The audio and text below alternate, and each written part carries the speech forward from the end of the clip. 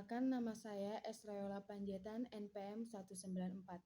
Di sini saya akan menjelaskan 5 langkah utama bimbingan konseling dan menganalisis sebuah studi kasus dengan mengaitkan 5 langkah tersebut.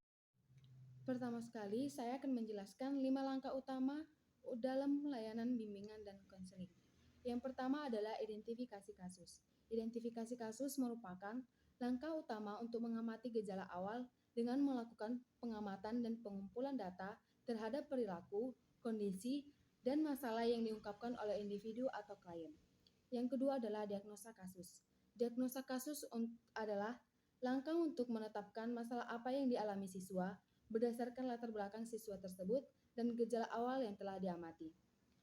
Dalam tahap ini, konselor memahami faktor-faktor yang berhubungan dengan masalah yang dialami klien tersebut.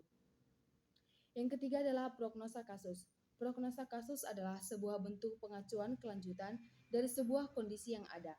Prognosa memberikan sebuah penjelasan mengenai kemungkinan dari suatu kondisi, di mana jika sudah jelas dapat dilakukan penyelesaian.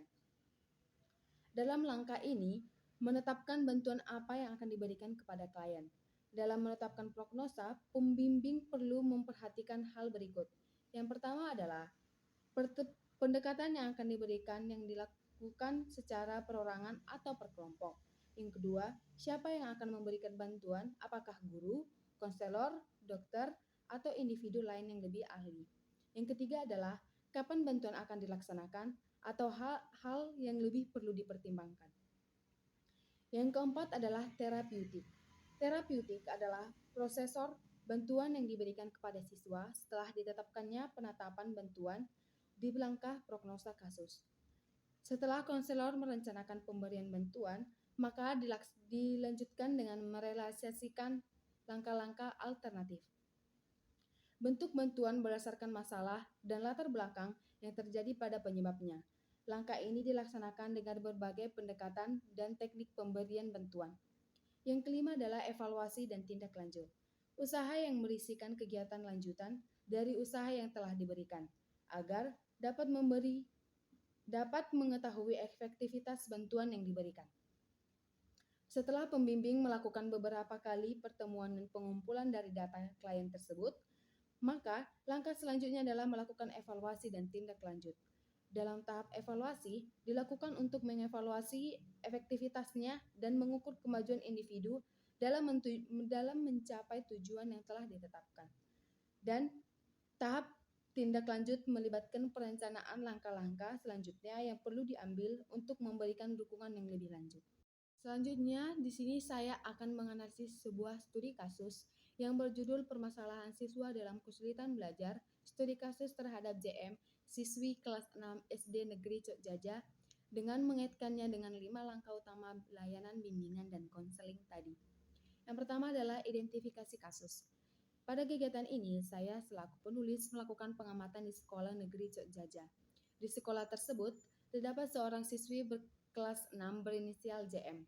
Siswi tersebut menjadi subjek dalam kegiatan dengan judul yang telah dibuat, yaitu permasalahan siswa dalam kesulitan belajar.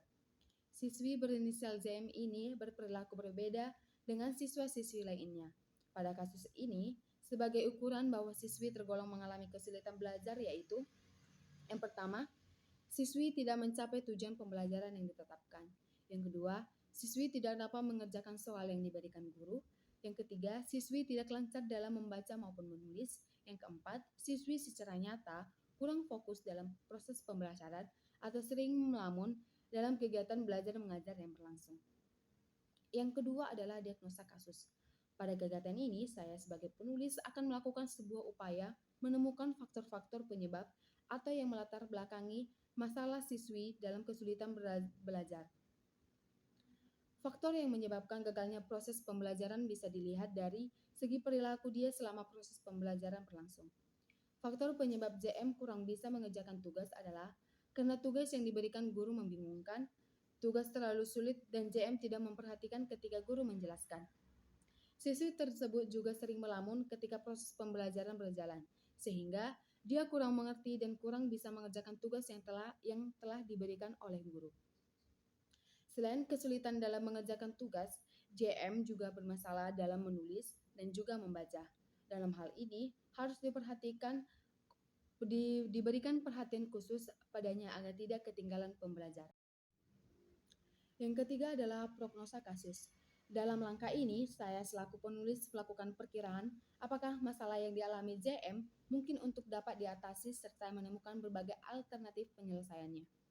Dilihat dari permasalahan sulit belajar siswi berinisial JM, maka saya merancang dan atau menentukan bantuan apa yang akan diberikan untuk membantu menyelesaikan masalah yang dialaminya. Jika permasalahan belajar JM memungkinkan untuk diselesaikan, maka rancangan yang dapat saya buat adalah yang pertama, orang tua memberikan perhatian penuh pada JM. Yang kedua, dorongan dari orang tua, guru dan teman-teman dapat membantu JM dalam menyelesaikan permasalahan belajar yang dialaminya. Yang ketiga adalah pembelajaran khusus juga membantu dan dalam pencegahan masalah yang dialaminya. Yang keempat, pengulangan pembelajaran ketika siswa-siswi belum mengerti materi yang diberikan. Materi yang keempat adalah terapeutik. Dengan berbagai strategi layanan bimbingan dan konseling, baik secara individual, kelompok, maupun klasikal. Pada kegiatan terapeutik, penulis akan mendatangi JM dan melakukan pemberian bantuan layanan bimbingan dan konseling terhadap siswi tersebut untuk membantu mengatasi kesulitan belajar yang dialaminya. Terlebih dahulu, penulis harus melakukan pendekatan terhadap siswi tersebut untuk melaksanakan bantuan yang akan dilaksanakan.